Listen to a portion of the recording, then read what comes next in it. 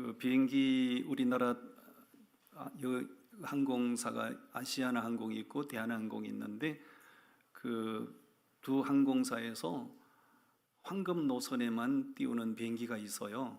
그 황금 노선은 바로 미주 노선이거든요. 미주 노선에만 띄우는 여객기가 있는데 에어포스 380이라는 항공기입니다. 어마어마하게 큽니다. 하늘을 나는 호텔이라고 불러요. 이 에어포스 380은 얼마나 많은 승객을 탑승시키는가? 승객만 약 800명을 탑승을 시켜요. 그 사람이 타면 보통 그 캐리어 가방 2개씩은 기본이거든요. 그러니까 800명을 탑승을 시키고 그 화물칸에도 승객만큼 무게가 나가는 화물을 탑재를 하고 여기서 뉴욕까지 15시간, LA 공항까지 11시간 그 많은 엄청난 사람을 태우고 화물을 탑재하고 장시간을 날아간다는 거, 이거는 비행기를 타고 갈 때 올 때 늘 생각하는 겁니다. 참 놀랍도다. 참 신기하도다. 그 무게가 어마어마할 텐데 그 엄청난 무게를 싣고 그 장시간 하늘을 날아간다는 거, 이거 사람이 만든 거잖아요. 그래서 저는 이 항공기를 탈 때마다 사람의 창조 능력은 엄청나다, 이런 생각을 지울 수가 없어요. 요즘은 더군다나 인공지능 AI 시대가 돼서요. 지금 가면 웬만한 이제 사람 수술하는 것도 인공지능 로봇가 다 수술하잖아요. 식당 같은 데 가봐도 옛날엔 종업원들이 들고 오다가 지금은 인공지능 로봇가 삐리리리리 띵띵 그 테이블 앞에 딱 와서 내려 잡수소서, 내려 잡수소서. 그리고 또 음식을 내리고 눌리면 자기 자리로 딱 돌아가고. 참 착해요. 그럼 세상에 존재하는 신기하고 놀라운 발명품들, 엄청난 사람을 깜짝 놀라게 하는 이런 엄청난 물건들, 이거 전부 다 사람이 발명한 거지요. 이걸 보면서 인간의 지혜와 창조 능력은 참 대단하다, 이런 생각을 하게 되죠. 그런데요, 이 세상에는 사람이 아닌 하나님께서 계획하시고 하나님께서 만드신 두 기관이 있습니다. 그 첫째는 가정이고 둘째는 교회입니다. 교회는 누가 설계하셨는가? 하나님이 설계하셨어요. 누가 만드셨는가? 하나님이 만드셨어요. 가정은 누가 설계하셨는가? 하나님이 설계하셨어요. 가정은 누가 세우셨는가? 하나님이 세우셨어요. 제자들이 예수님을 따라갔을 때 베드로가 예수님이 제자들에게 묻죠. 너희는 나를 누구라고 생각하느냐? 그때 베드로가 얘기하죠. 예, 주님은 그리스도이십니다. 살아계신 하나님의 아들이십니다. 정확한 고백을 했거든요. 그 고백은 주님이 너무나 기대하셨던 고백이죠. 그 고백을 들으시고 나서 바요나 시몬아 네가 복이 있도다. 내가 이 반석 위에 내 교회를 세우겠는데 음부의 권세가 이기지 못할 거다. 그러니까 베드로가 고백한 그 정확한 신앙 고백 위에, 천주교에서는 베드로 위에다가 교회를 세우셨다고 이렇게 말씀을 곡해를 하는데 그게 아니고 베드로가 고백한 반듯한 신앙 고백 위에 주님은 교회를 세우시겠다고 하셨어요. 그렇게 교회를 세우겠다고 말씀하셨는데 그 교회를 언제 출발시켰는가? 바로 오늘 본문 말씀. 오순절날 예루살렘에 있는 마가의 다락방에 성령이 강력하게 임하심으로 그때 세우겠다고 하신 교회를 이때 출발시킨 거예요. 그 교회를 일컬어서 교회사적으로 초대교회라고도 하고 성경적으로 말할 때는 예루살렘 교회라고도 하는 거예요. 제가 지난 주일에 이어서 오늘도 우리 교회가 예루살렘 교회처럼 되면 좋겠다는 기대감이 있어요. 우리 교회가 예루살렘 교회처럼 되면 좋겠어요. 아멘.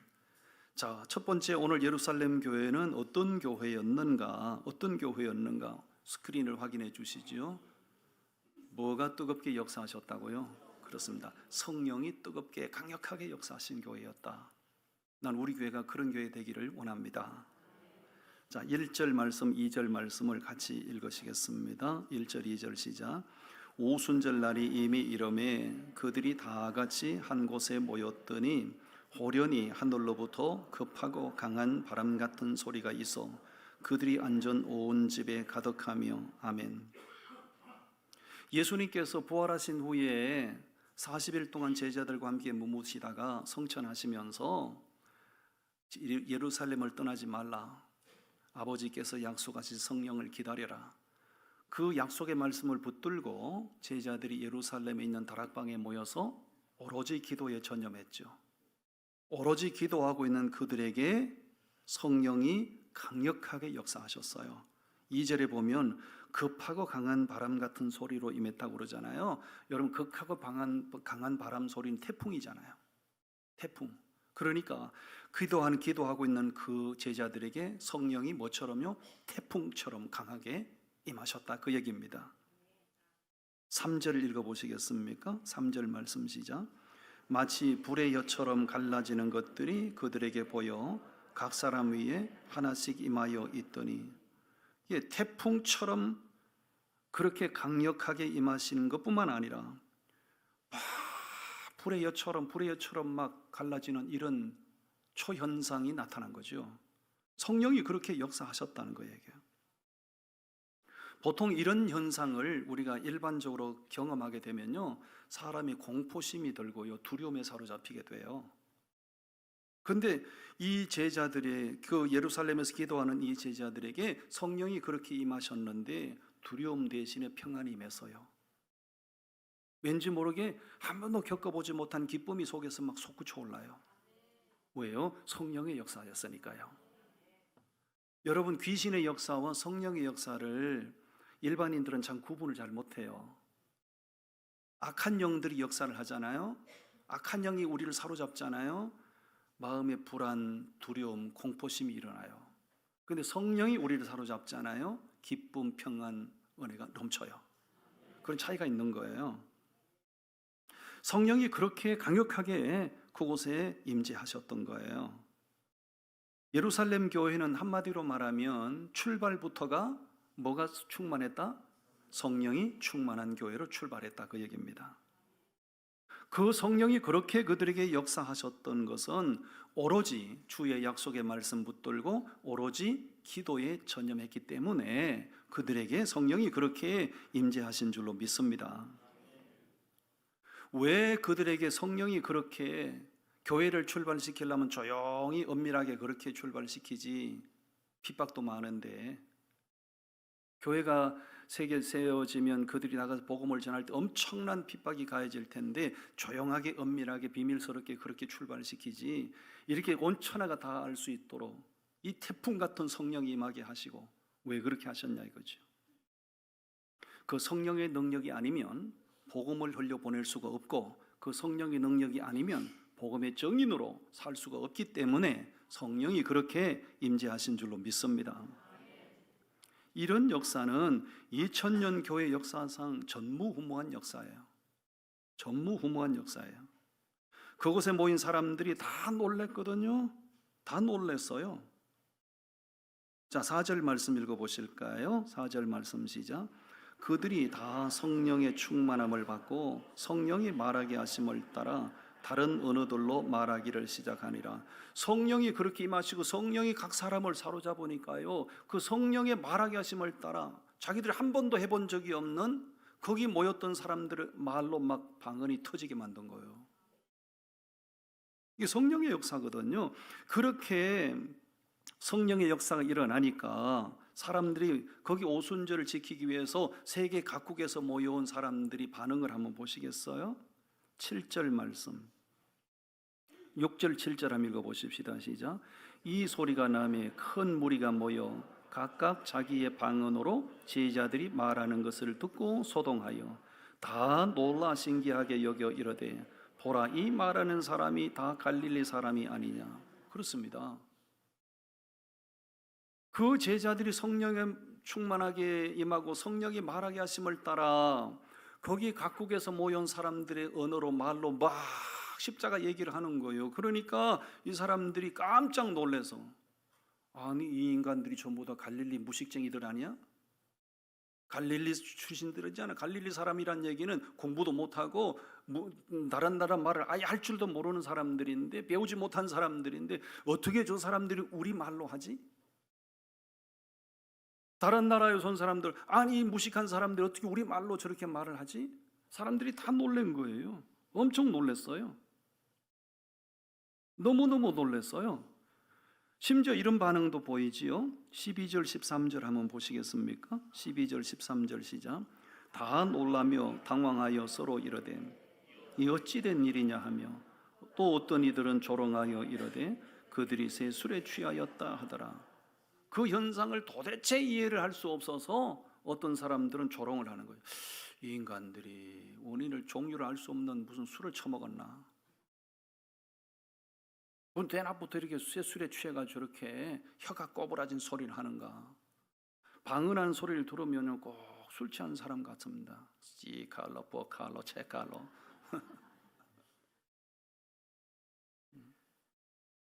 교회 역사상 전무후무한 일이 일어난 거죠.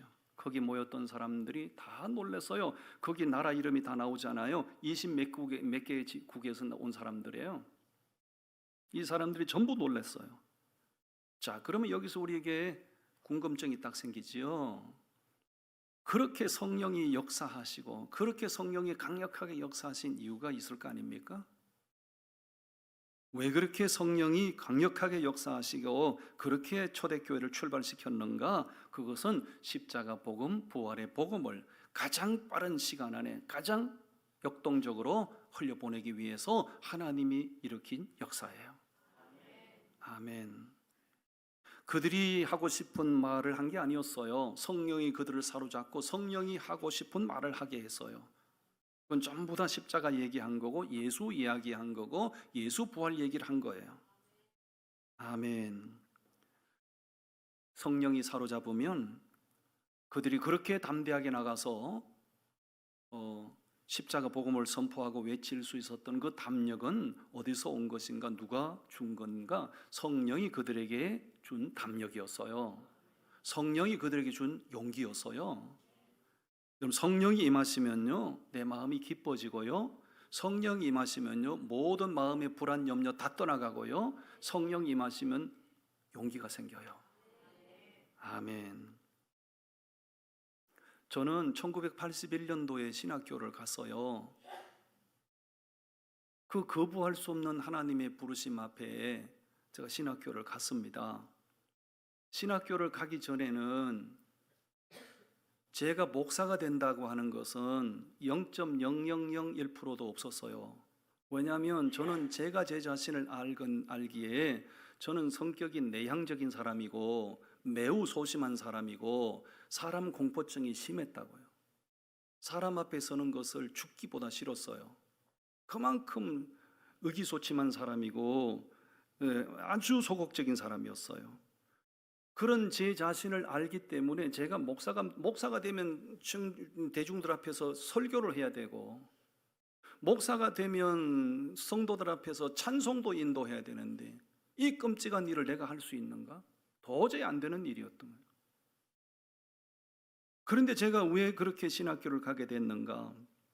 하나님께서 저를 고난의 터널로 몰아넣으셔서 어쩔 수 없이 제가 저 경기도 파주에 있는 오살리 최자실 금식기도원에 가서 금식기도를 하다가 성령이 내게 임했어요. 성령이 너무 강력하게 임해서 그날 제가 치유와 고침을 받고 하나님 앞에 제가 신학교를 간다고, 내 평생을 주의 종으로 헌신하겠다고 했기 때문에 제가 신학교를 가게 됐죠. 그날 제가 그 기도원에서 성령을 받은 이후에 소심했던 제 성격이 확 바뀌었어요. 내 안에서 한 번도 가지지 못했던 그 용기와 담력이 생겨났어요. 지금도 제가 날짜를 정확하게 기억합니다.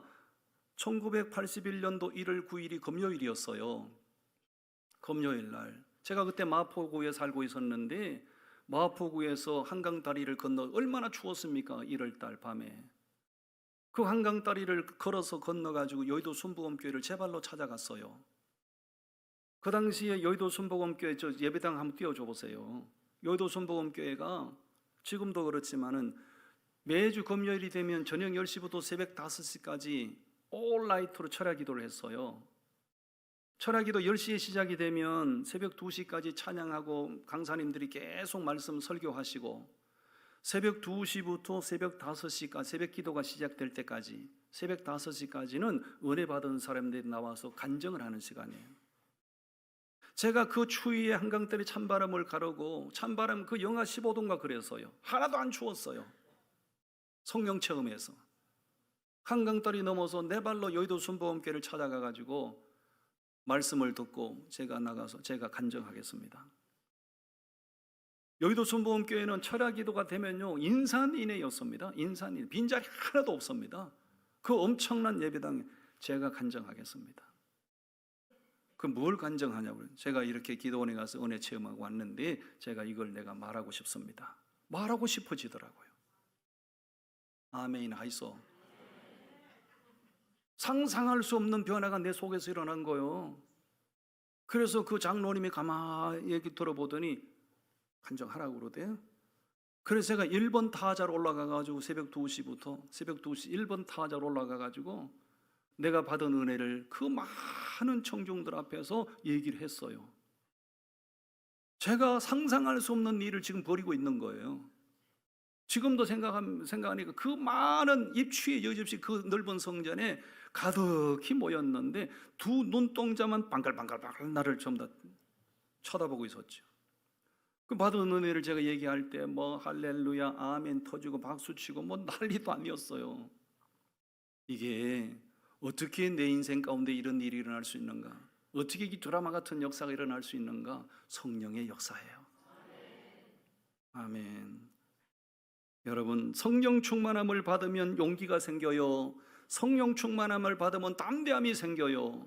성령 충만함을 받으면 예수 이야기하고 싶어져요. 아멘.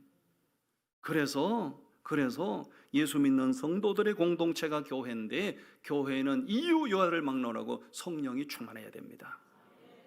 여기 아무리 세상 권력자 갖다 앉혀놔도, 여기 아무리 세상 지식자들 갖다 앉혀놔도 성령 충만하지 못하면 한마디 예수 얘기 못해요. 당신이 교회를 몇십 년 다녔어도 당신이 성령 충만하지 못하면 한마디 예수 얘기 못한다고요. 그런데 성령 충만하면 어디서 나오는지 용기가 생겨, 담대함이 생겨, 평안이 넘쳐 예수 얘기하게 되는 거예요. 아멘. 그래서 교회는 무조건 성령 충만해야 돼요. 세상을 움직이는 힘이 몇 가지가 있거든요. 지식의 힘, 지력이라고 그래요. 지력. 돈의 힘, 금력이라고 그래요. 정치의 힘, 권력이라고 그래요. 세상을 움직이는 힘, 지력, 금력, 권력, 이 힘이 있으면 세상을 움직여요. 그런데 이 십자가 복음, 생명의 복음을 흘려보내는 것은 지식 가지고 안 됩니다. 권력 가지고 안 됩니다. 영적인 힘이 있어야 돼요. 그걸 영력이라고 하죠. 영력. 영력은 어디서 나오는가? 내게 성령이 임하실 때, 성령이 부어지면 영력이 생기는 겁니다. 아멘. 저는 우리 교회가 예루살렘 교회를 닮기를 원해요. 여러분들이 여기 그냥 석관처럼 나오셔서 왔다 갔다 종교 행사를 백날 해봐도 예수 얘기 한마디 못 하잖아요. 왜 그렇습니까? 예수를 몰라서 얘기 못하는 게 아니에요. 영역이 없으니까 못하는 거예요. 마지막 시대는 더군다나 세상이 혼란스럽기 때문에 사람들이 지식이면 다 된 줄 알고 지식지상주의를 지향하잖아요. 마지막 시대일수록 교회는 성령 충만해야 돼요. 아멘. 우리 목회자들도 사역자들 다 성령 충만함을 구하셔야 되고, 우리 장로님, 권사님, 안수집사님들 다 성령 충만함을 구하셔야 돼요. 중직자가 되면 뭐합니까? 예수 얘기 한마디 못하는 걸. 성령 충만하면 달라질 겁니다. 우리 교회가 예루살렘 교회처럼 성령이 뜨겁게 역사하는 그런 교회가 되기를 주님의 이름으로 축원합니다. 아멘. 두 번째, 예루살렘 교회는 어떤 교회였는가? 무슨 복음이 선포됐다고요? 순수 복음이 선포되는 교회, 오리지널 복음이 선포되는 교회였다고요. 저는 우리 교회가 그런 교회가 되기를 바랍니다. 2장 23절 24절 말씀인데요, 23절과 24절 말씀을 우리 같이 봉독합니다. 시작. 그가 하나님께서 정하신 뜻과 미리 아신 대로 내준 바 되었거늘 너희가 법 없는 자들의 손을 빌려 못 박아 죽였으나 하나님께서 그를 사망의 고통에서 풀어 살리셨으니 이는 그가 사망에 매여 있을 수 없었음이라. 아멘. 자, 성령이 그렇게 강력하게 임하니까 사도의 대표라고 할 수 있는 베드로가 용기 있게 나서서 거기 세계 각국에서 모여온 사람들을 향하여 담대하게 설교를 하기 시작했어요. 이 베드로의 설교가 2000년 교회 역사 가운데 최초의 설교예요. 그 베드로의 설교 핵심 내용이 지금 23절, 24절이에요. 그날 베드로가 선포했던 설교 핵심 내용이 뭔가? 23절 말씀에 하나님이 내주신 예수를 너희가 십자가 못 박아 죽였다. 십자가 얘기한 거예요. 24절에서는 무슨 얘기한 거예요? 너희가 십자가 못 박아 죽인 예수를 하나님이 다시 살리셨다. 그 얘기예요. 베드로의 설교가 무슨 고차원적인 얘기가 아니고요, 무슨 감성적인 그런 내용이 아니고요, 순수 복음이어서요. 하나님이 너희를 구원하기 위하여 예수를 보내셨는데 너희가 그 예수를 알아보지 못하고 너희가 예수를 십자가 못 박아 죽였다. 그런데 하나님이 너희가 죽인 예수를 다시 살리셨다. 십자가 사건, 부활 사건을 얘기한 거예요. 오리지널 복음이죠. 순수한 복음이죠. 예루살렘 교회는 오늘날과 같은 화려한 예배당도 없었습니다. 그 당시 예루살렘 교회는 이런 예배당 건축물이 없었어요. 오늘날 현대 교회처럼 다양한 프로그램도 없었습니다. 예루살렘 교회에 무슨 프로그램이 있었나? 아무것도 없었어요. 그저 예루살렘 교회가 자부심을 가지고 있었던 건 순수 복음, 십자가 복음, 부활의 복음, 오리지널 복음을 붙들고 그 복음을 선포하기에 열심을 다했던 거예요. 아멘. 교회는 건물이 없어도 괜찮아요. 건물이 없으면 공원에 나가서 의자 깔고 방석 깔고 예배할 수도 있어요. 다양한 현란한 프로그램 없어도 괜찮아요. 그 프로그램이 우리를 구원하는 건 아니니까요. 교회는 건물이 없어도 괜찮고 다양한 프로그램이 없어도 괜찮고, 그런데 절대로 없으면 안 되는 게 있어요. 그게 순수 복음이 없으면 안 되는 거예요. 아멘. 로마 천주교가 너무나 부패하고 타락했을 때 종교 개혁자들이 다시 성경적인 교회로 돌아가자, 그렇게 해서 죽음을 각오하고 개혁을 일으켰던 그 교회가 우리 개신교 아닙니까? 우리 기독교 개신교. 부패하고 타락한 천주교에서 다시 성경적인 교회로 돌아가자. 그래서 우리 개혁교회, 리폼드 처치라고 하는 거예요. 그때 종교개혁자들이 교회에는 세 가지 표지가 정확해야 된다. 교회 3대 표지라고 얘기해요. 표지. 이게 표지죠, 표지. 이 표지를 보면 여러분들이 굳이 이게 여러 펼쳐 안 보여드려도 표지를 보면 여러분들이 저건 찬송가. 표지를 보면 아시잖아요. 뭘 알아듣는지 못 알아듣는지 반응을 하셔야 되는데, 그럼 참된 교회인지 바른 교회인지 표지가 정확해야 된다. 그 표지가 세 가지. 띄워주세요. 3대 표지. 첫째 읽으시죠. 뭐가 있어야 되죠? 순수한 복음이 선포돼야 돼요. 하나님의 말씀이 정확하게 선포돼야 돼요. 두 번째는 뭐지요? 성례가 올바르게 시행돼야 돼요. 성례는 세례와 성찬을 말하는 거예요. 세례가 없고 성찬이 없는 교회는 교회가 아니에요. 세 번째는 뭐지요? 권징이 얼마나 신실하게 시행되는가. 권징. 교인들 가운데도 죄 짓는 사람이 있을 수 있잖아요. 잘못하는 사람이 있을 수 있잖아요. 그럼 쉬쉬하고 그 사람 시험 들까 봐 덮어놓지 말고 잘못한 걸 잘못했다고 얘기해서 그 사람을 바르게 회복시켜 세워야 된다는 거예요. 이 세 가지가 없으면 교회가 아닌 거예요. 아무리 십자가 달려 있어도 교회 아닌 거예요. 이 세 가지 3대 표지 가운데 제일 중요한 게 뭐예요? 순수 복음, 오리지널 복음, 참 복음이 선포돼야 되는 거예요. 아멘. 여러분들이 주일이 되면, 예배 시간이 되면 예배 교회를 찾아오시는데 여기 무슨 고상한 연설 들으러 오시는 거 아니잖아요.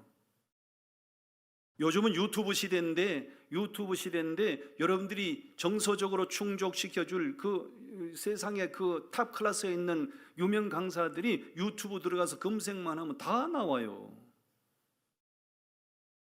그런 거 들으러 교회 오시는 게 아니다고요. 교회 오시는 이유는 살아계신 날 구원하신 하나님을 예배하러 오는 거고, 주의 종을 통해서 오늘 내게 주시는 생명의 말씀 들으러 오는 거예요. 교회 와서 그 이상도 그 이하도 아닌 거예요. 물론 밥 먹으러 온 사람이 있을지 모르지만.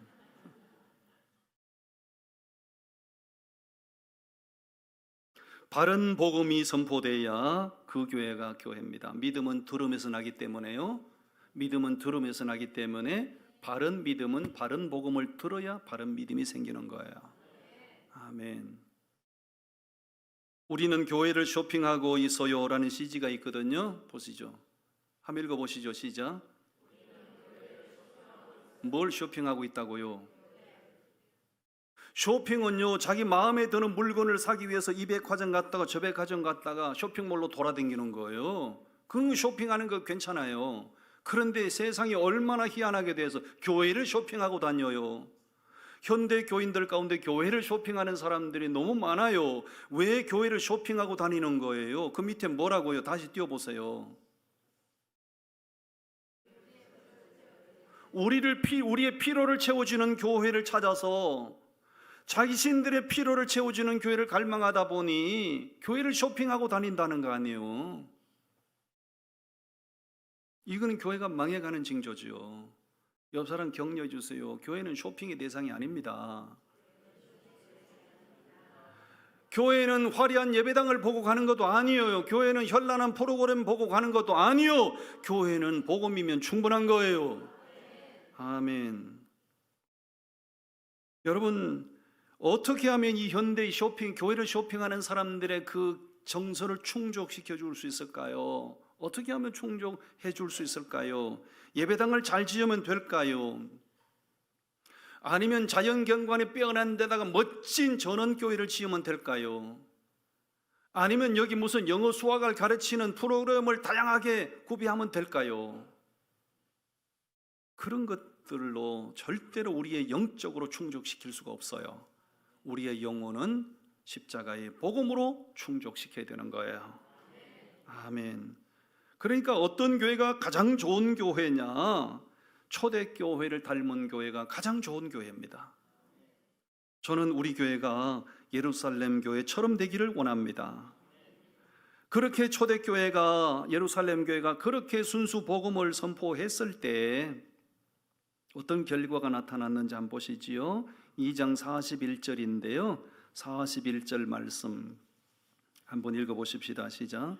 그 말을 받은 사람들은 세례를 받음에 이날의 신도의 수가 3,000이나 더하더라. 그 말을 받았다는 얘기는 베드로가 전하는 그 순수 복음을 믿음으로 받아들였다 그 얘기입니다. 그랬을 때 믿고 그날 세례 받은 사람이 3,000명이 됐다는 거예요. 순수 복음이 선포되면 그 교회는 성경적인 모습으로 부흥할 수 있어요. 아멘. 저는 우리 교회가 좋은 교회이기를 원합니다. 좋은 교회는 예배당 규모가 아니에요. 다양한 프로그램이 아니에요. 순수 복음이 선포돼야 좋은 교회입니다. 아멘. 옆 사람 축원하시지요. 격하게 축원하시죠. 좋은 교회 다니시는 걸 축하합니다. 아멘. 아멘. 마지막 세 번째, 예루살렘 교회는 무슨 역사가 일어났다고요? 회개 역사가 일어나는 교회가 좋은 교회예요. 우리 말씀 2장 37절 우리 같이 읽으시겠습니다. 시작. 그들이 이 말을 듣고 마음에 찔려 베드로와 다른 사도들에게 물어 이르되 형제들아 우리가 어찌할꼬 하거늘. 이 말을 들었다는 얘기는 베드로가 선포하는 강력한 복음, 바른 복음, 순수 복음, 십자가 복음, 부활의 복음을 들었다 그 얘기예요. 그 복음을 듣고 들은 사람들이 전부 다 부딪힌 거예요. 엄마야, 우리가 예수를 죽인 것이 이게 죄였네. 왜? 그들이 예수를 십자가 못 박아 죽이는 것은 하나님께 대한 충성인 줄 알았거든요. 하나님께 대한 충성인 줄 알고 그런 짓을 했거든요. 그런데 성령 충만함을 받은 베드로가 말씀을 전하는데 그 말씀을 듣고 보니까 엄마야, 이게 하나님께 대한 충성이 아니었네. 우리가 영적으로 무식해 해서 어마무시한 죄를 지었네. 우리가 행한, 예수에 대하여 행한 그 모든 것이 전부 다 우리의 무지한 탓이, 우리의 죄악이었네. 말씀을 듣고 자기 죄들이 적나라하게 드러난 거예요. 말씀이 부딪히니까 그 말씀으로 찔림을 받고 우리가 우야하면 좋겠노? 우리가 어찌할꼬라는 얘기를 우리가 우야하면 좋겠노? 이 우리가 무식해서 이런 무지막지한 죄를 지었는데 우리 우야하면 좋겠노? 우리 어떻게 하면 좋겠노? 그러니까 베드로가 얘기합니다. 38절 읽겠습니다. 베드로가 이르되 너희가 회개하여 각각 예수 그리스도 이름으로 세례를 받고 죄 사함을 받으라. 그리하면 성령의 선물을 받으리니. 아멘. 우리가 우야하면 좋겠노? 우리가 우야하면 좋겠노? 탄식하는 그들에게 베드로가 얘기합니다. 회개하세요. 회개하세요. 당신들이 행한 일이 하나님께 대한 충성이 아니고 죄악입니다. 회개하세요. 회개하면 하나님이 죄 사함을 주실 겁니다. 회개하면 당신들에게 성령을 선물로 주실 겁니다. 그래서 엄청난 회개 역사가 일어났던 거예요. 여기서 우리에게 주는 깨달음이 뭐예요? 하나님의 말씀은 우리에게 찔림을 주는 거예요. 세상에서 해서는 안 되는 일을 하고 저질러서는 안 되는 죄악을 저질러고 표정 관리 싹 하시고 요즘은 누가 무슨 죄를 지었는지 모르잖아요. 그런데 하나님의 말씀을 들으면 그 말씀이 내 속에 감춰진 죄를 전부 찾아내요. 하나님의 말씀이 죄 지은 사람의 심장을 찔러요. 그럴 때 아프잖아요. 괴롭잖아요. 그때 베드로가 한 얘기처럼 그렇습니다. 하나님, 내가 죄를 지었습니다. 그렇습니다. 하나님, 내가 해서는 안 된 일을 했습니다.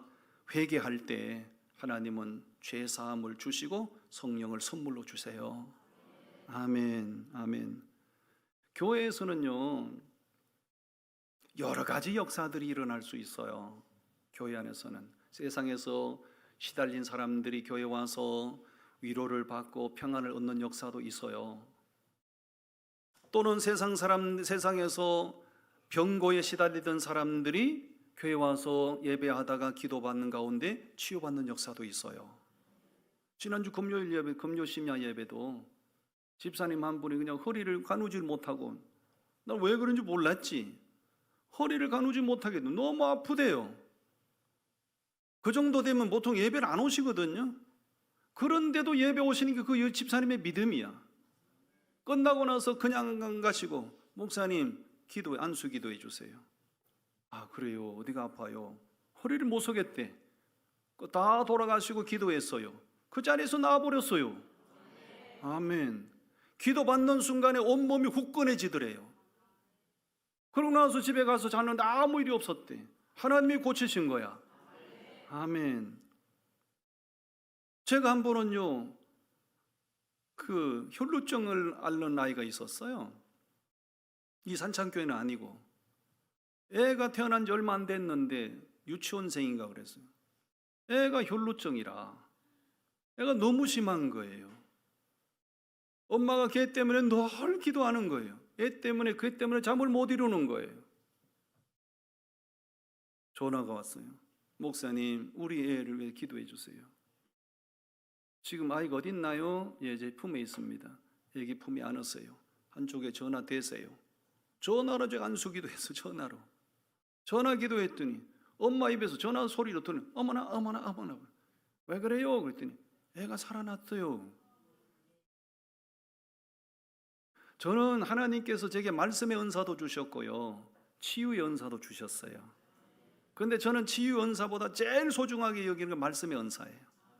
왜? 말씀이 생명이니까. 교회에는 병고침의 역사도 있고 위로받는 역사도 있고 어떤 분이 오셔서 기도하다가 방언이 터지면 방언하는 역사도 있어요. 그런데 그 모든 역사들보다도 가장 아름다운 역사, 가장 높이 평가받는 역사가 뭔지 알아요? 회개 역사입니다. 회개하는 역사. 세상에서 막 죄짓고 돌아다니던 사람이 교회 와서 말씀 듣다가 부딪혀가지고 죄를 통해 잡아가는 회개 역사가 일어나면 하나님께서 그 사람을 너무너무 귀하게 여기시잖아요. 아멘. 사람이 흘리는 눈물이 있어요. 슬픔은 눈물 흘리고요, 아픔은 눈물 흘리고요, 너무 기뻐도 눈물 흘려요. 기쁨의 눈물도 있거든요. 여러분, 근데 그 모든 눈물보다도 하나님의 마음을 감동시키는 눈물이 있어요. 그건 회개의 눈물이에요. 남녀노소를 막론하고 자기 지은 죄 때문에 괴로워서 회개의 눈물을 흘리면요, 하나님이 그 눈물을 받으세요. 아멘. 1907년도 우리 한국 교회는 평양 대부흥운동이 어마어마했지요.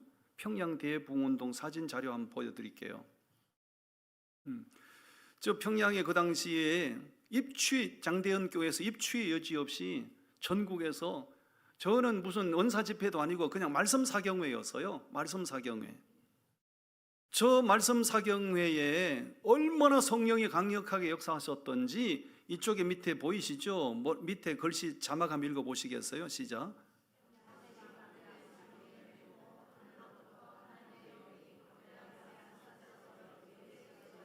예, 얼마나 강력하게 성령이 역사하셨던지 하나님의 영이 막 산사태가 일어난 것처럼 막 덮쳤다고 그러잖아요. 저게 1907년도 1월 2일부터 시작돼서 1월 15일까지예요. 평양 장대현 교회에서 일어난 사건이에요. 저때 말씀 사경회에 주강사로 초청받은 사람이 로버트 하디 선교사님이에요. 로버트 하디 선교사님 사진 좀 띄워주세요. 예, 이분이 캐나다 토론토 대학을 나온 사람이거든요. 캐나다 토론토 대학 의과대학을 나온 사람이에요. 이 사람이 그 유명 토론토 의과대학은 대단한 학교 아닙니까? 그 학교를 나왔는 저렇게 어린 자녀를 6명을 데리고 그 당시 우리 어둠의 나라 조선의 선교사로 온 거예요. 와서 원산에서 사역을 하고 있었거든. 원산에서 사역을 하셨는데 4년 동안 사역을 했는데 아무 역사가 일어나지 않았어요. 그러니까 하디 선교사가 시리에 빠진 거예요. 그때 하디 선교사가 왜 이렇게 내가 4년 동안 와서 사역을 했는데 이렇게 변화가 없는가? 그건 전부 조선 사람들 탓이라고 생각한 거예요.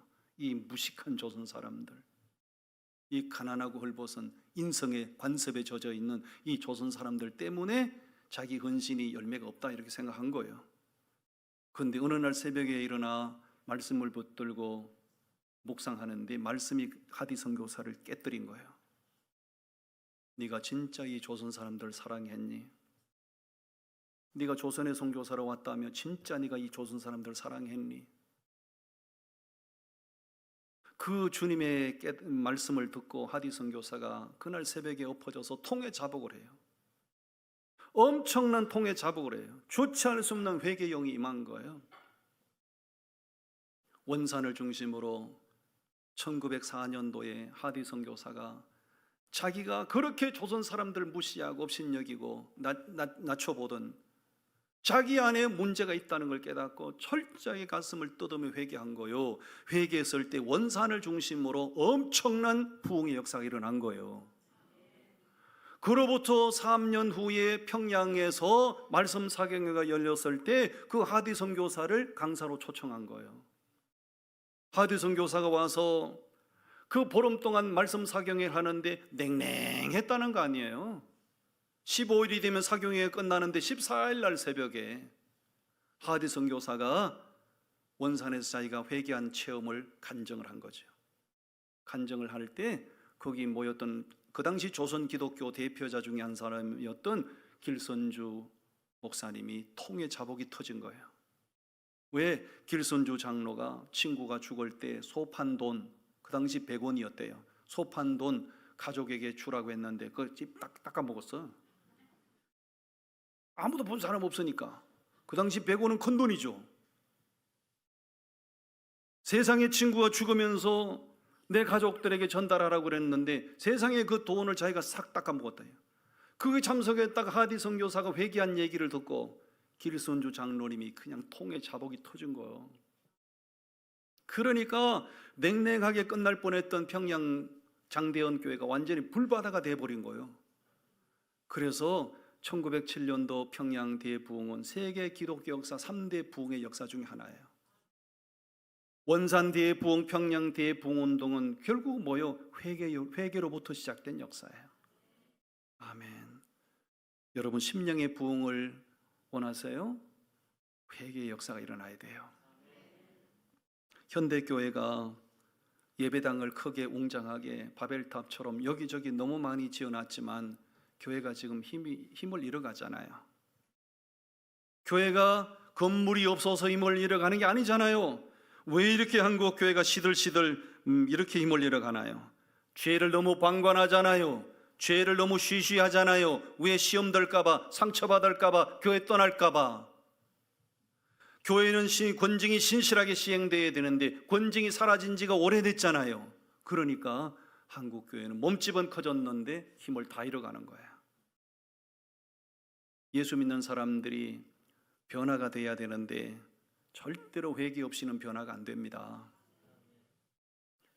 10년 아니라 100년을 교회 다녀도 회개를 경험하지 않는 사람은 절대로 변화가 일어나지 않아요. 여러분, 우리가 변해야 되고 한국 교회가 변해야 되는데 그것은 우리의 회개로부터 가능한 거예요. 저는 예루살렘 교회를 묵상하면서 우리 교회가 화려한 예배당은 없어도 수만 명 교인이 모이지 못해도 주님의 마음을 사로잡는 멋진 교회가 되기를 원해요. 우리 예루살렘 교회처럼 되십시다. 할렐루야. 아멘. 기도하겠습니다.